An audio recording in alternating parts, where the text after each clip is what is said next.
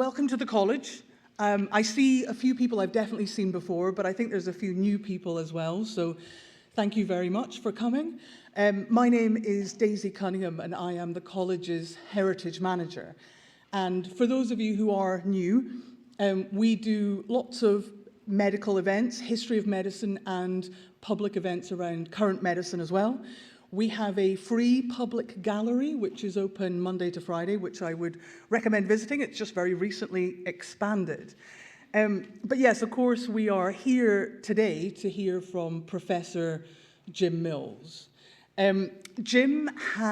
Professor Mills, very formal here, has studied extensively on the history of addiction. He has written particularly on both cannabis and opium. He's written 3 books on cannabis, so if you want to know everything from 1857 to 2008, you can check out his lovely series of books on the history of cannabis.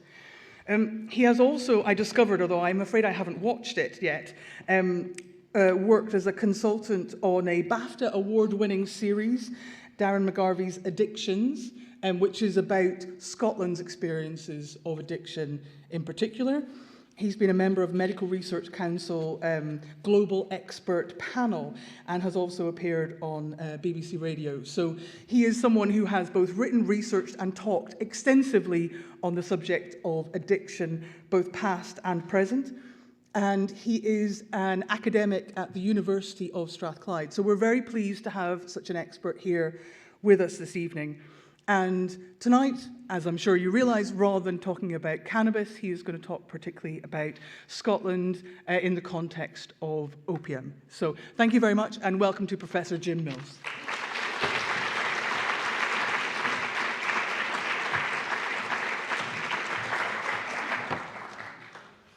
Right, I've been wired up and I've been given very clear instructions about which screens to look at and which screens to ignore. So if you can't hear me or see me, it's not my fault.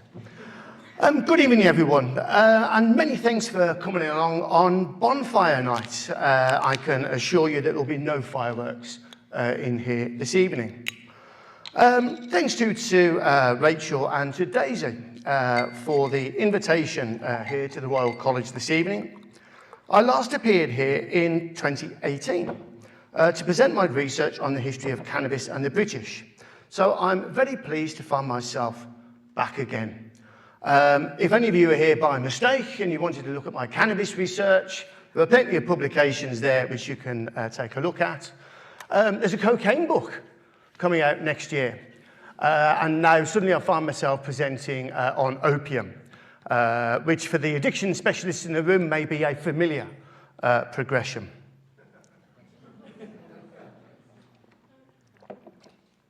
This time round, I want to discuss some snapshots from the archives of the history of opium and opiates in Scotland.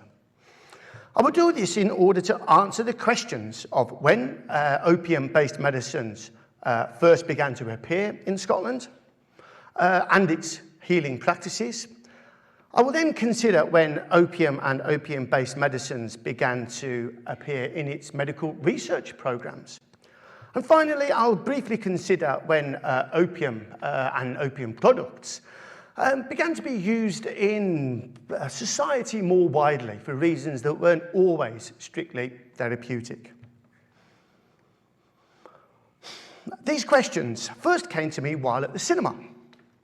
My wife and I took ourselves out for the evening back in 2018 to watch Trainspotting 2. Now, of course, the films and the novel from which they take their name are set in the context of the heroin crisis in Edinburgh during the 1980s and the 1990s. And it was while ruminating upon how well established this episode was in popular culture these days that I find myself wondering when the story of Scotland and opium products started. Further investigation showed that the question had not occurred to others before. So before I knew it, I was settled in the reading room of the National Records of Scotland building just along the road on Pinchy Street and found myself there trying to winkle out some answers to the questions that I've just posed. All of which is an elaborate way of saying that if you do not much care for the evening's paper, blame Irving Welsh and not me.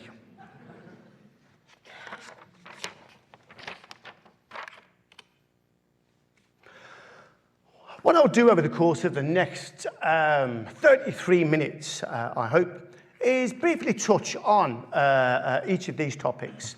I'm going to start by having a look at the entry of opium into medical practice within Scotland.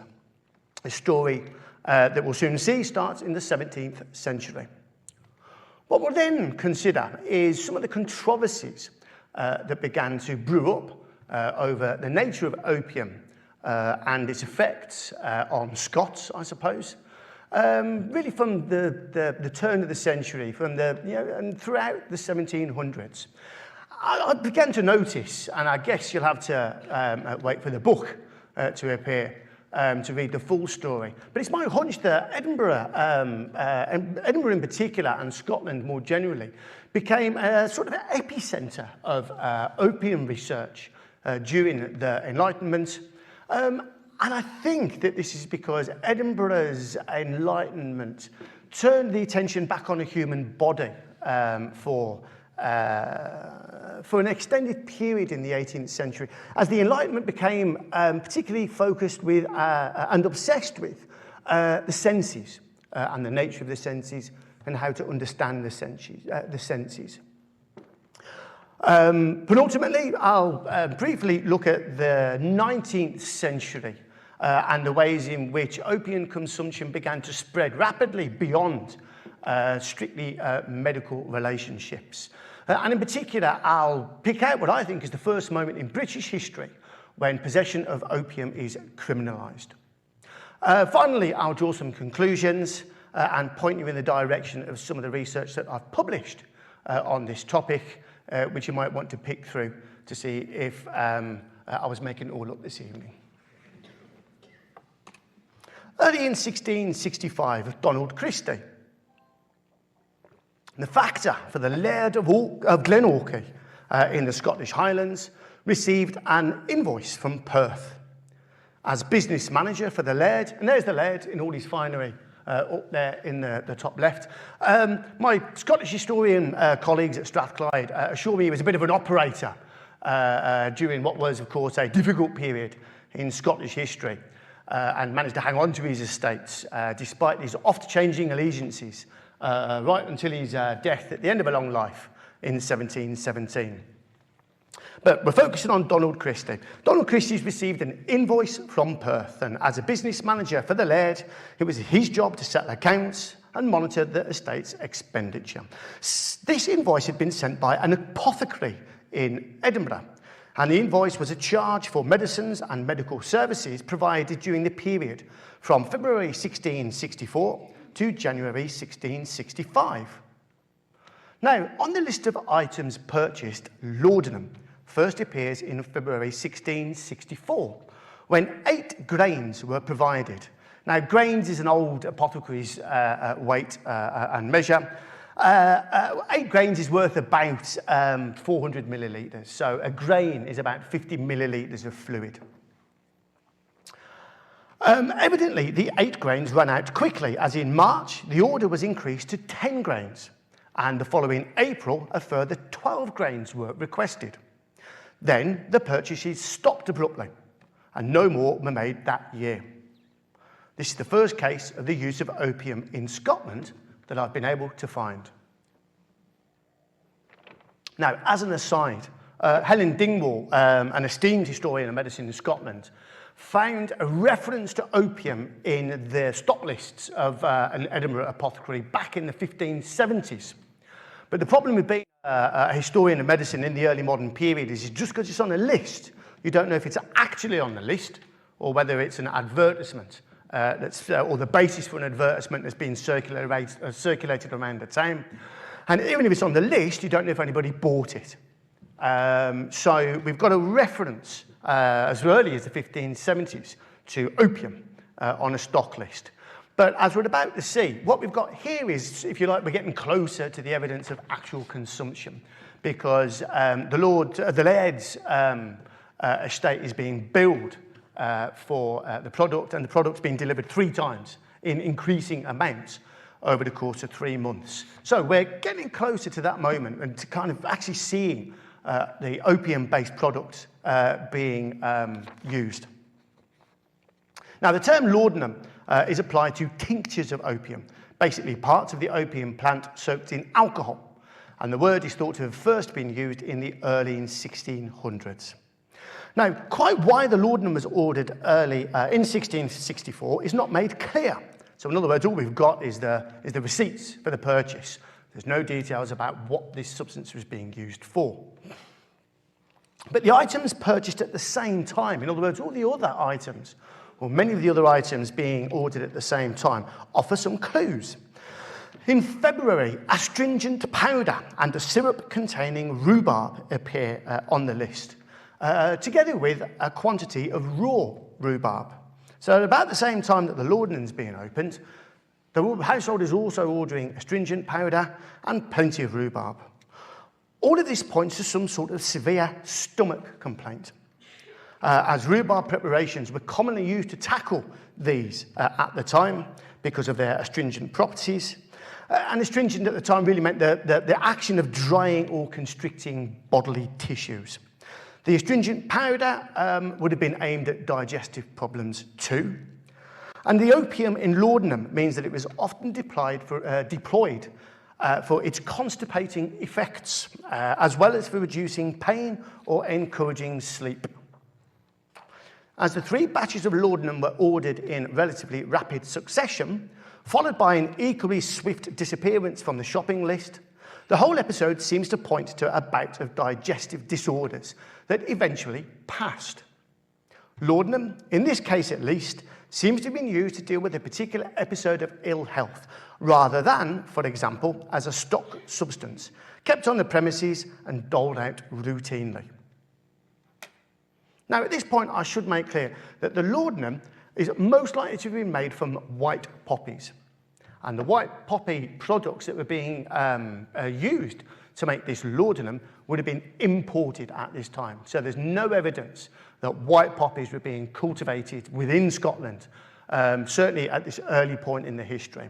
So the white poppy products would have been imported, most likely via the Netherlands, because Scotland and Scots doctors and Scots medical importers tended to work with colleagues in the Netherlands rather than go shopping down in London for all sorts of political reasons. So, and then the Dutch would have been sourcing their opium probably in the Middle East, or sometimes white opium poppies were being cultivated for export in what is now Serbia and around that part of the Mediterranean. So in other words, the laudanum is it's an expensive imported product, but somebody at the Laird's household has seen fit to buy it in for 3 months to deal with a stomach complaint. Alongside the laudanum on the list, or on the invoice, is a more obscure entry. That one that I've got up there for you on the board. Sir Papaba Erat. Now, the order for this product was placed on the 19th of March, and within a week, it was repeated. Papaba Erat is 17th century apothecary speak for corn poppies, the red types that grow in Scottish fields and hedgerows from the springtime onwards. Those. They're now called Papaver The plant contains various alkaloids that can be used for analgesic and sedative purposes, but they lack the potency of codeine and morphine, the more powerful opiates, which are found in Papaver somniferum, the white poppies. Chief amongst the alkaloids to be found in Papaver Erat is riodine, an alkaloid which acts on at least 3 opioid receptors in the body, and which is therefore considered as an opiate, although of course nobody used that term in the early modern period. So this all suggests that the household was actually buying 2 different types of opium-based medicine. Laudanum, which was prepared from the imported white poppies, and a syrup, SYR, made from the red ones, which were available locally. The former, the laudanum, was far more potent because it was using a plant product which contained far stronger more powerful opiates, the codeine and the morphine. But the latter's relative mildness could be useful too, not least of all as this would have been safer when administered. So administering plant products with powerful alkaloids in them is a rather unpredictable business. You're never quite sure how much morphine and codeine would be inside that plant product. However, when you're using Papaver rheus or products based on the red poppy, you'll know that they have mild analgesic properties, so they're much safer to use. In cases involving children, for example. Now, while such bills and invoices are useful in tracing the circulation of opium-based substances in early modern Scotland, it is in the collections of recipes and remedies passed down from generation to generation in the nation's aristocratic families that historians can get closer still to how opium products were prepared in Scotland. Just what a poppy syrup would have consisted of is suggested by a recipe written down by a member of the Clark family of Pennycook. 83 recipes for medicines and therapeutic concoctions can be found in a bundle at the National Records building that was gathered together by the family across the 18th century. On one, there's written syrup of poppies underlined, and this is neatly written on the reverse of a strip of paper, which unfolds to reveal a recipe that sounds as if considerable time and effort would have been required to make it. Hang on to your hat, here it comes. Take white poppy heads dried and free of seeds, 7 ounces. Cut the heads small and boil them in 6 English pints of water, stirring them often, till only 1/3 of the water remains, which will be almost entirely soaked up with the poppies. Then strongly press out the liquor and boil it down, slowly, to about half a pint, strain it whilst hot through a fine woolen cloth and boil it with 12 ounces of fine sugar, slowly, till it weigh 18 ounces or a little more. Do not cork it till it is cold and let it stand very cool. Everybody got that? Now, if the Clark family recipe shows that households could manufacture their own white poppy substances, then an example from that of the Broughton family of Wigtonshire seems to show that the local red flour was also put to use in households. In their collection of materials at the National Records building is a scrap of paper with the title, "To make poppy cordials." And at the foot of the recipe was the note, "This is very good for any disorder in the stomach."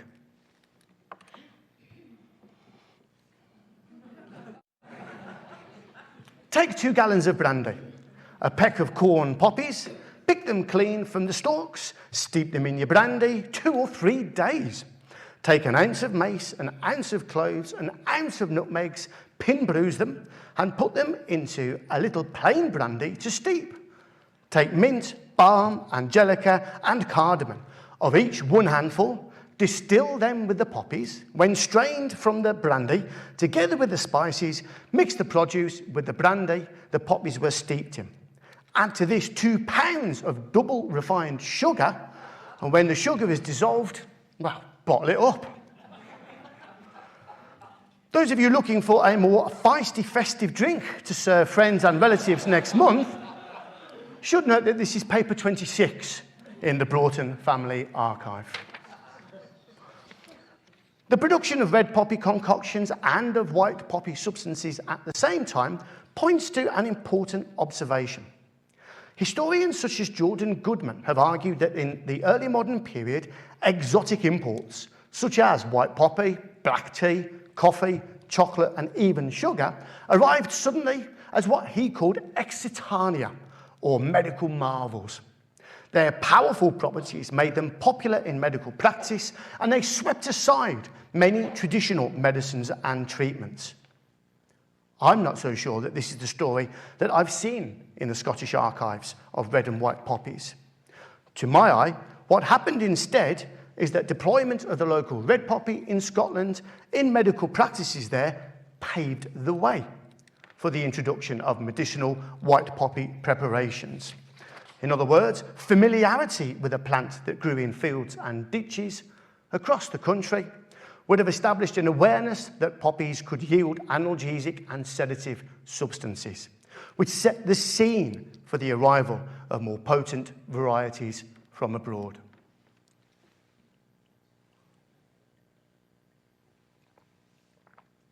Medical controversies. Now, preparing these concoctions must have taken all this time and effort, but they came to be regarded as essential items by the leading medical experts of the time, not least of all in the battle against the most feared disease in Europe of the 18th century, smallpox. A printed advertisement in the National Records of Scotland has the title, "The Method of Curing the Smallpox," first written in the year 1704 for the use of the noble and honourable family of March by Dr. Archibald Pitcairn. I shan't read it all out for you, you'll be glad to know. But Pitcairn's detailed instructions related almost entirely to the treatment of children. Unsurprising, given that smallpox was particularly fatal in the young. His regime started with the use of loch leeches for bleeding the victim as soon as symptoms appeared. Symptoms which could include loss of appetite, drowsiness, a fever, or a cough. Now I quote, "Meantime, give the child a spoonful of syrup of white poppies at night, till sleep or ease comes." And that was his advice for helping the patient get some rest. That one's up on the screen for you to have a look at. Once the fever had passed and the swellings began to appear, rhubarb soaked in purified water was to be administered once every 5 hours. And this was to be sweetened with syrup of red poppies, and during the night, the administration of white poppy syrup was to be continued. All of this was to be increased in the event that the swellings began to appear on the face. Around the 8th day, a crucial moment. Give the child, and this one's up on the board if you want to read along, give the child to drink of barley water, sweetened with syrup of white poppies. This will make the child spit, which saves the child. Now, there could be complications. In the event that the disease loosened the bowels, Pitcairn's advice was once again to turn to opiates. Stop it with syrup of poppies and 5 or 7 drops of liquid laudanum, given now and then till it be stopped. Should the swellings prematurely disappear, then the sufferer was to be blistered and treated with a fluid that contained various ingredients, including water, wine, and figs. All of this together with white poppies and diascordium, which was another mixture which could contain opiates. Once the disease had passed, various ointments and drinks were recommended to enable the patient to cough up whatever was left on the chest. Diascordium and poppy syrup were once again included in these. It's important to state that this would not have been regarded as a quack remedy at the time. Archibald Pitcairn was one of Edinburgh's most respected medical men. He was one of the founding members of this place, of the Royal College of Physicians, Edinburgh, and was also appointed as Professor of Medicine at the university here. Opiates were central to the treatment for smallpox of one of Scotland's most eminent physicians. But this 1704 advertisement was not simply a medical leaflet, but the latest salvo in a controversy that had been developing for over a decade. Pitcairn had become a convert to a theory developing in the 1890s that fevers should be treated with bloodletting, purging, and laudanum. Such an approach was rejected by traditionalist Edinburgh physicians at that time, whose alternative was based on vomiting and sweating. Not sure which I prefer. Pitcairn, at the time, held the post of censor at the Royal College of Physicians, and as such was expected to defend the orthodoxies treasured by many of its members.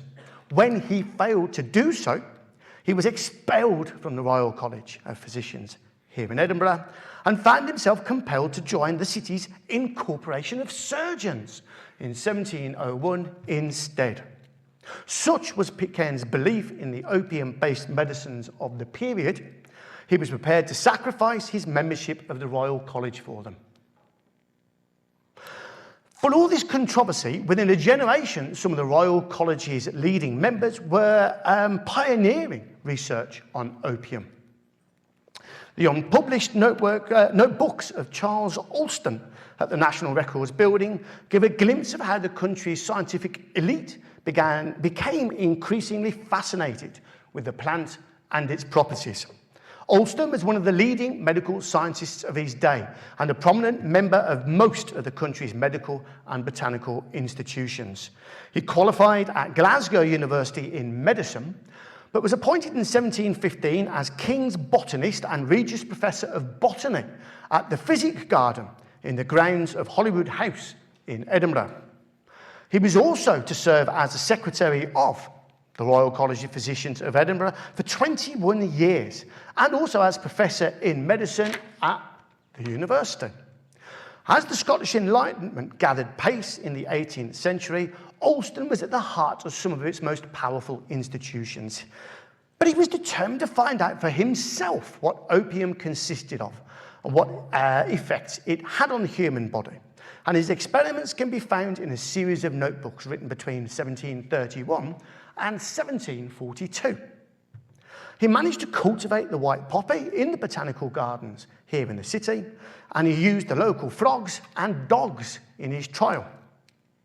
His conclusions were published by the Philosophical Society of Edinburgh in 1742, and he was certain that opium eases pain, procures sleep, promotes perspiration but checks all other evacuations, cheers the spirits, incrassates the humours and relaxes the fibres. Hence, it is recommended in intense pains, watching, spasms, spleen vapours, fluxes, hemorrhages, tenemuses, yea, in all the diseases proceeding from tension or irritation of the nerves, irregular motions of the spirits, or from thinness or acrimony of the fluids. 4 decades on from the smallpox controversy that forced Archibald Pitcairn from the Royal College, its secretary was chief amongst those extolling its many therapeutic applications. Sadly, I don't have time to show you what happens next, but essentially, Alston's work in 1742 sparks what then becomes something of an opium revolution amongst the medical researchers of Edinburgh that lasts well into the 19th century. Over the course of the next 50 years, there are multiple treatises published, all based on personal experimentation with opium and opium-based products on a range of different animals and humans in order to determine empirically how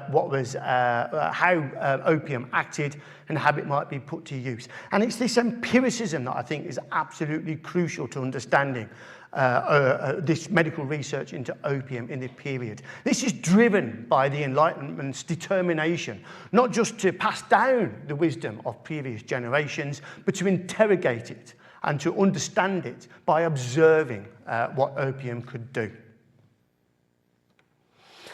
Time does not allow me to trace the gradual darkening of opium's reputation in Scotland, however. And this began to occur across the end of the 18th and the start of the 19th centuries. Doctors in Scotland first began to warn patients and their families about the habit-forming effects of opium medicines as early as the 1770s.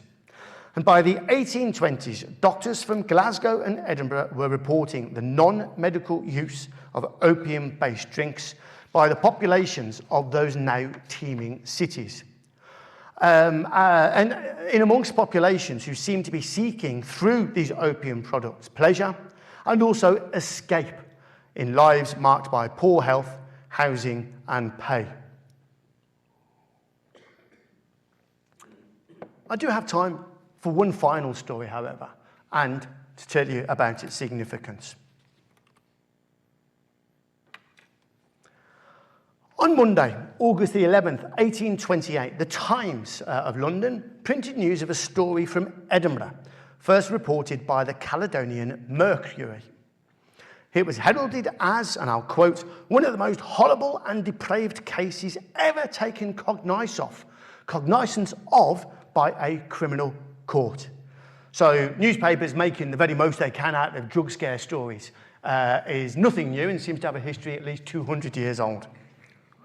Now, while the records of this trial are not to be found in the National Archives of Scotland, there is one fact on which both the hyperbolic newspaper account and the rather more sober pre-trial interview agree. Laudanum was the weapon used in this crime. What was the crime? Francis and Jean Bannicky ran a spirit shop in Leith, and on the evening of the 16th of April, William Wilson and two friends entered the premises at closing time. Wilson and the Bannickys had argued on his previous visit there, and his return was regarded with suspicion. The short and tall of it all is, as far as I can work out, Wilson had turned up with an unidentifiable hooch, which he'd brought a bottle as a sample, and he was trying to sell it to the keepers of the spirit shop. And they'd had a sniff of it and a drink of it and didn't like it at all. So he'd been kind of sent on his way in the earlier visit, having failed to sell any of the dubious alcoholic substance that he'd acquired. So I think there's a space of about a week in which time everyone's gone about their business, and after that week, Wilson reappears at the spirit shop.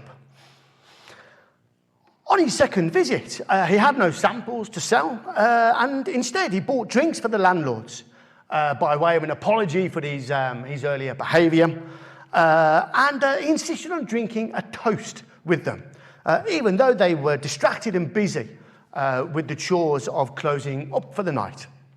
Within minutes, both had vomited and passed out, awaking the next day to discover they had been robbed of the previous day's takings. Francis Bannicky, so our landlord, if you like, claimed that it was 8 days before he was able to get out of the house, and that even after that, if he lay on his back in the bed at any time, he would have seen the most awful appearances. What have I done? That he imagined he saw things which had no existence, and what really did exist he saw of double the usual sizes and dimensions. His wife related a similar sensation on the day after the incident, as she, and I'll quote, saw everything around her of double the usual size and of the most frightful colours. Sometime afterwards, one of the men with Wilson that night was spotted, and after the chase through the grass market was apprehended by a local police officer. He gave information that led to the arrest of the others, and after evidence from a local doctor, a guy called Thomas Latter, who may be more familiar to some in the audience as a pioneering cholera doctor in Leith during the 1830s. Based on his evidence, all three were charged with a crime, and I'll quote, of administering laudanum or other narcotic drugs to occasion stupefaction, either from a malicious or theftuous intention. They were found guilty of this charge and transported to Australia for 7 years. Interestingly, Scots law allows, or certainly in this period, allowed new charges to be conjured up in court, as long as they were consistent with existing principles of law. These principles were that the act had to be, and I'll quote, in itself wrong and hurtful to the persons or property of others. Now, the common law in England only extended this principle to misdemeanours, and all serious crimes required distinct legislative action. In Scotland, this was not necessary, as common law could be applied to even serious crimes. In the case of the Bannickys, the court decided that the action of poisoning with laudanum was so reckless that it was, and I'll quote, nearly allied to murder in its seriousness. It also resembled the existing charge of administering drugs to procure abortion. They were therefore indicted, or the perpetrators were therefore indicted on this new charge. I'll quote again, administering laudanum or other narcotic drugs to occasion stupefaction, either from a malicious or theftuous intention. This was the first time in Britain that using opium-based substances was specifically deemed to be criminal. even if it was use of these substances in committing another crime. It was here in Scotland, in Edinburgh, that opium substances first found themselves condemned in the eyes of the law. 3 minutes, so I need to reach for some conclusions. The story of opium in Scotland starts as a medicinal and therapeutic one in the 17th century, as people across the nation incorporated imported white poppy products into their healing practices, perhaps because they were familiar with using red poppy medications and could therefore understand and deploy the greater power of the exotic Papaver somniferum. The story also then becomes one of medical science and innovation during the 18th century, as empiricists began to occupy the country's chief scientific posts, and they sought to explore and experience therapeutic opium products for themselves. However, by the time that early modern Scotland started to become modern Scotland, at the turn of the 19th century, the story had become more complex still, as opium's powers were used for pleasure and to poison. It is clear to see that there is little mystery here, as the broader currents of Scotland's history have buffeted the story of opium and opiates here. The nation's traders and merchants, and subsequently its colonisers and imperialists, began to build ever wider networks abroad from 1600 onwards, and it was through these that exotic new plants and medicines, such as the Papaver somniferum and laudanum, were brought in ever larger quantities to Scotland. The Scottish Enlightenment is the context for the 18th century scientific interest in opium, as the cultural and philosophical upheavals of the period required not just new approaches to medicine, but also to complex topics related to what it is to be human and how the senses might function. Finally, the rapid urbanisation of the early 19th century huddled populations together in ill-equipped cities to do dangerous and dirty work in building the nation's economy, often for the benefit of others. In opium, they sought pleasure and escape, as well as pain relief and sleep ahead of another day's drudgery. In brief, why did Scots take to opium across the period discussed today? Because when it came to them, they found that they needed it and that they had the skills and the knowledge to work out how to make use of it. Thank you.